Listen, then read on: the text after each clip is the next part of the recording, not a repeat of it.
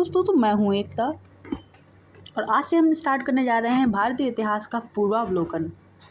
अगर आप किसी भी तरह के पीसीएस की तैयारी कर रहे हो, खासतौर पर अगर यूपी पीसीएस की तैयारी कर रहे हैं, तो आपको पता होगा कि पूर्वावलोकन यूपी पीसीएस में कितनी महत्वपूर्ण भूमिका निभाता है। मतलब ये एक ऐसी पुस्तक है जो आपके सिलेक्शन के जो चांसेस है उसको बढ़ा देती है।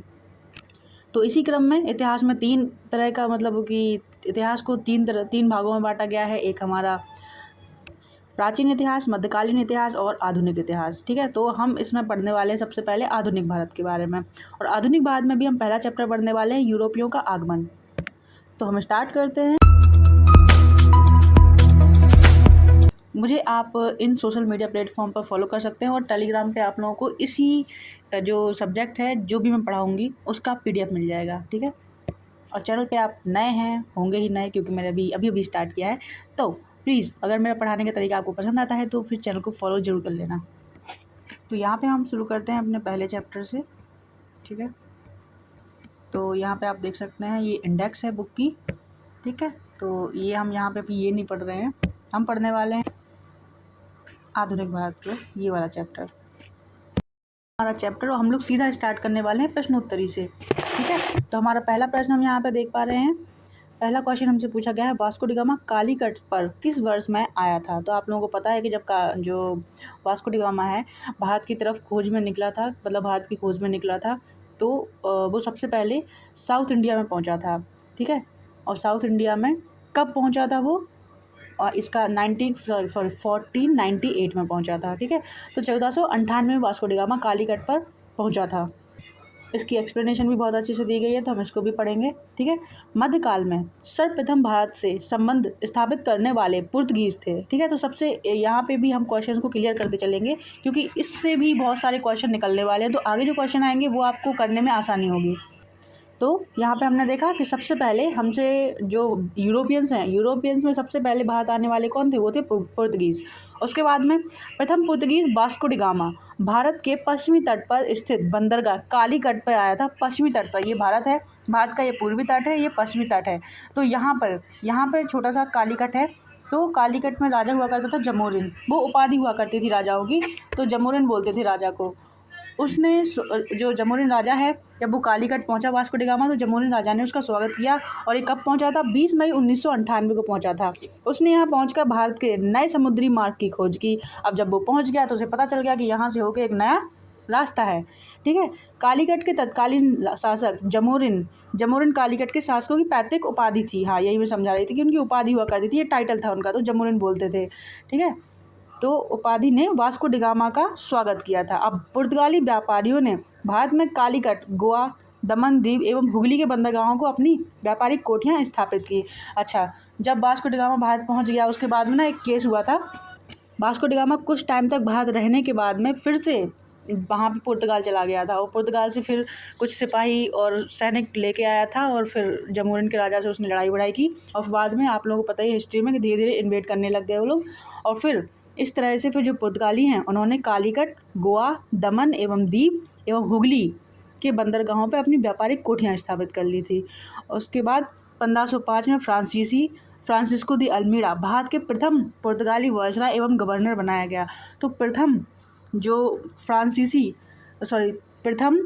पुर्तगाली वायसराय एवं गवर्नर कौन था, अगर क्वेश्चन पूछा जाता है कि प्रथम पुर्तगाली गवर्नर कौन था, तो आप इसका नाम लेंगे, किसका, फ्रांसिस्को दी अल्मीड़ा। अब यहाँ पे ना दो हैं, एक है फ्रांसिस्को दी अल्मीड़ा, एक है फ्रांसिस्को दी अल्बुकर्क।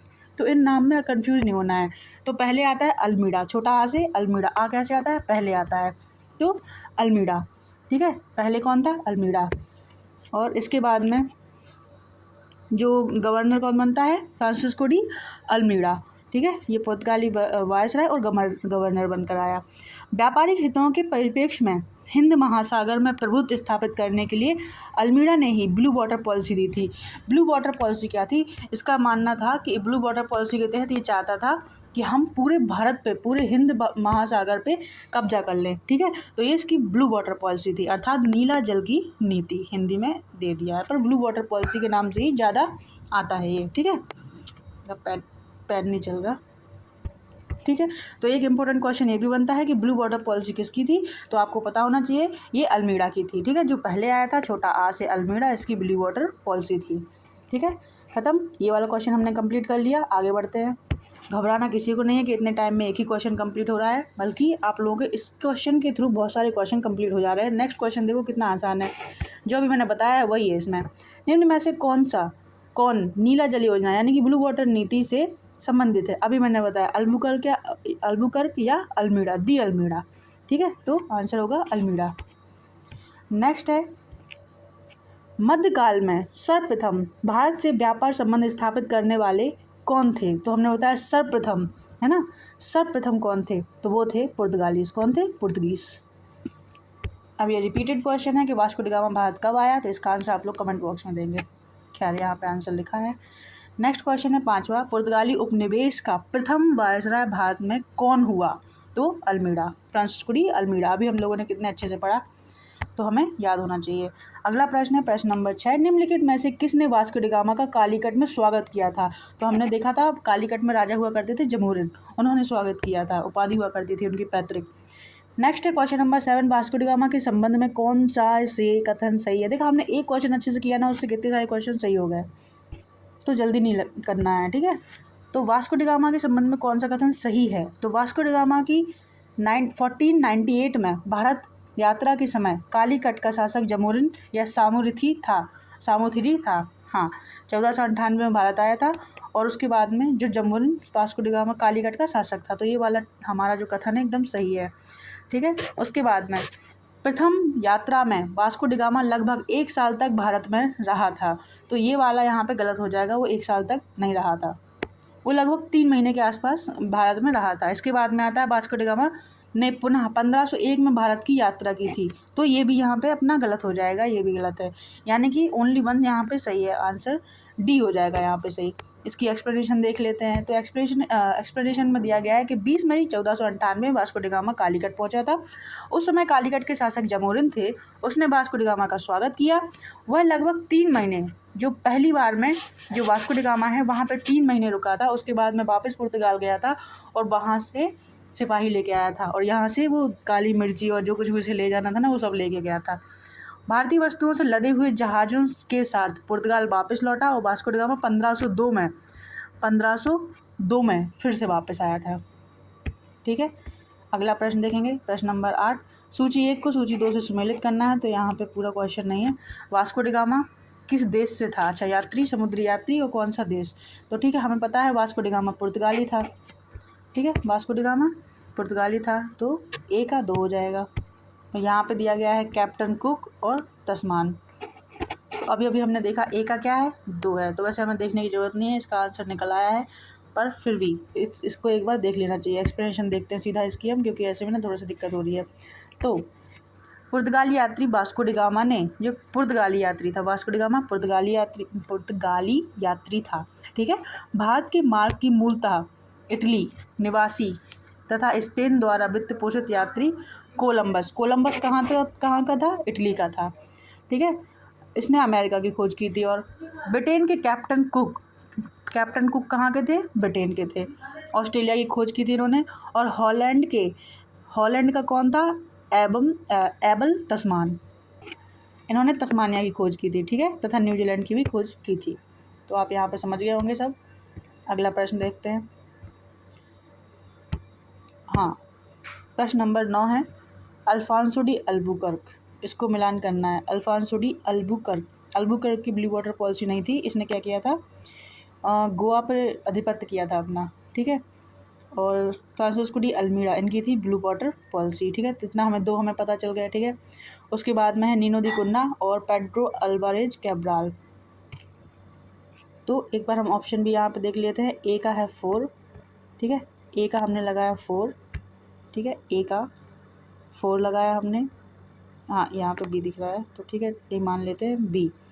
ए का 4 लगाया, और डी का हमने लगाया था 3, डी का 3। तो ऐसे भी क्वेश्चन सही हो जाते हैं।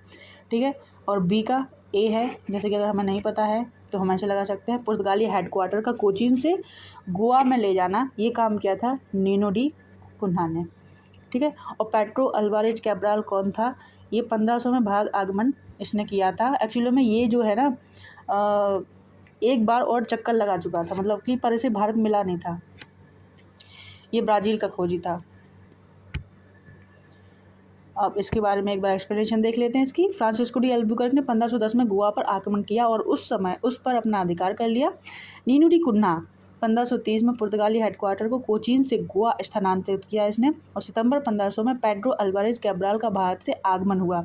और उसके बाद में 1505 में क्या हुआ? 1505 में फ्रांसिस्को डी अल्मीड़ा को भारत का पहला पुर्तगाली गवर्नर बनाया गया और गवर्नर और वायसराय बनाया गया। उसकी नीतियों को ब्लू वाटर पॉलिसी कहा जाता है। उसका मुख्य उद्देश्य हिंद महासागर क्षेत्र में अपना प्रभुत्व स्थापित करना था। अगला प्रश्न है हमारे सामने, प्रश्न नंबर 10, और इसमें बताया गया है कि खोजकर्ता और उनका जन्म स्थान क्या था। तो क्रिस्टोफर कोलंबस कहाँ का था? अभी हमने देखा इसको। तो क्रिस्टोफर कोलंबस कहाँ का था? इटली के थे। ठीक है। जैक्स कार्टियर कहाँ के थे? तो ये थे फ्रांस के। जैक्स कार्टियर कहाँ के थे? फ्रांस के थे। और सर फ्रांसिस ड्रेक कहाँ के थे? ये थे यूके के, यूनाइटेड किंगडम के। और फर्डिनेंड मैगलन ये थे पुर्तगाल के।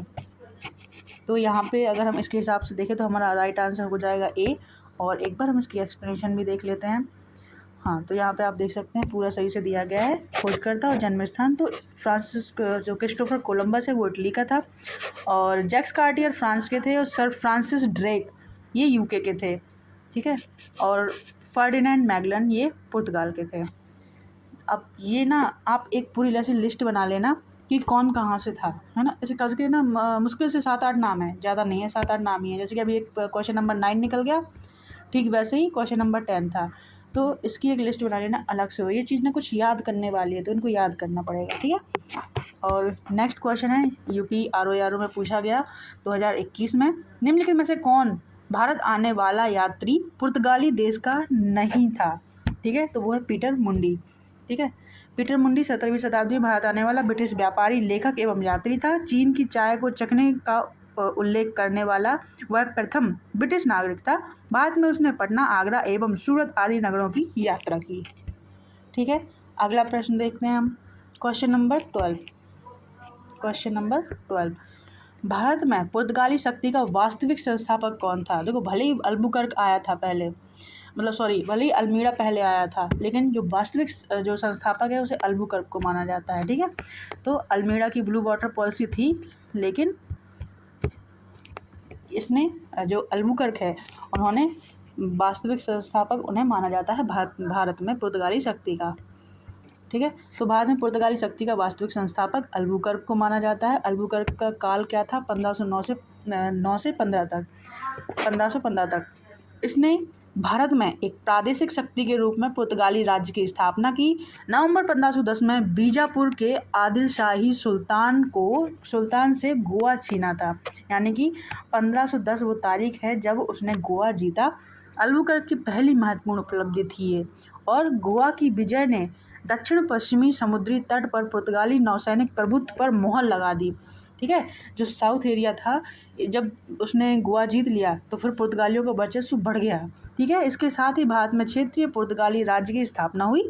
अल्बुकर्क ने भारत में पुर्तगालियों की संख्या में वृद्धि करने एवं उनकी स्थायी बस्तियां बसाने के उद्देश्य से पुर्तगालियों को भारतीय महिलाओं के साथ में विवाह करने के लिए प्रोत्साहित किया। ठीक है। तो उसने क्या बोला कि अपनी पॉपुलेशन बढ़ानी है पुर्तगालियों की, तो तुम भारतीय महिलाओं से विवाह करो। ठीक है। पुर्तगालियों से ऐसा बोला। भारत में यूरोपीय शक्तियों के प्रवेश के संदर्भ में निम्नलिखित में से कौन सा कथन सही नहीं है? बताओ। तो ऑप्शन ए है सही नहीं है। ठीक है। पुर्तगालियों ने 1499 में गोवा पर कब्जा किया, नहीं अभी हमने देखा 1510 में किया था। ठीक है। तो ये वाला क्वेश्चन यहाँ पे गलत हो जाएगा। अगला देखेंगे, पुर्तगालियों ने भारत में निम्नलिखित में से किस स्थान पर प्रथम दुर्ग का निर्माण किया था? तो ये है सी, कोचीन में प्रथम दुर्ग अपना कहाँ पे बनाया था। अच्छा, ये भी याद करने वाली चीज़ है, बहुत सारे पॉइंट्स आ जाते हैं इसमें कि पूछ लेते हैं कि जो भी इन्वेडर बाहर से आया, जो पुर्तगाली थे, फ्रांसीसी थे, डच थे और अंग्रेज थे, इन्होंने कहाँ पे अपना पहला जो है कारखाना स्थापित किया था। ठीक है। तो ये भी एक लिस्ट बना के याद कर लेना, और पॉसिबल होगा तो मैं एक छोटी छोटी वीडियो बना के डाल दूँगी जो फैक्ट्स के लिए हो। ठीक है। और नेक्स्ट क्वेश्चन, और ये इस वीडियो का लास्ट क्वेश्चन रहेगा, क्योंकि इसमें ना 64 टोटल अभी क्वेश्चन है, 64। तो जो बाकी बचे हुए क्वेश्चन होंगे वो हम नेक्स्ट वीडियो में करेंगे, क्योंकि ये वाली वीडियो बहुत लंबी हो जाएगी, ठीक है। तो ये लास्ट बट नॉट लीस्ट, तो इस क्वेश्चन के बाद में हम वीडियो को स्टॉप कर देंगे। तो किन यूरोपियों ने भारत में प्रथमतः सामुद्रिक व्यापारिक केंद्र स्थापित किए थे? तो वो है पुर्तगाली। तो सबसे पहले कौन आए? पुर्तगाली। उन्होंने ही इतना ज़्यादा वर्चस्व बना लिया अपना हिंद महासागर पे कि कोई भी दूसरा जहाज आता था तो या तो वो उनके साथ में लूटमार करते थे या फिर टैक्स लेते थे उससे, ठीक है। तो एक बार एक्सप्लेनेशन भी देख लेते हैं। यूरोपीय शक्तियों में सर्वप्रथम पुर्तगाली व्यापारियों ने भारत में सामुद्रिक व्यापारिक केंद्र स्थापित किए। भारत में प्रथम पुर्तगाली वायसराय फ्रांसिस्को डी अल्मीडा ने 1509 में द्वीप पर अधिकार कर लिया। द्वीप पर अधिकार के साथ ही पुर्तगाली हिंद महासागर के सबसे अधिक शक्तिशाली हो गए, ठीक है। उसके बाद में पुर्तगालियों ने हिंद महासागर से होने वाले व्यापार पर एक आधिपत्य स्थापित कर लिया तथा यहाँ से गुजरने वाले अन्य जहाज़ों से कर वसूली की जाती थी, और जो कर नहीं देता था उसके जहाज़ तोड़ दिए जाते थे, ठीक है। तो guys, this is the end for the day. हम मिलते हैं नेक्स्ट वीडियो में। राधे राधे, जय हिंद, टाटा, बाय।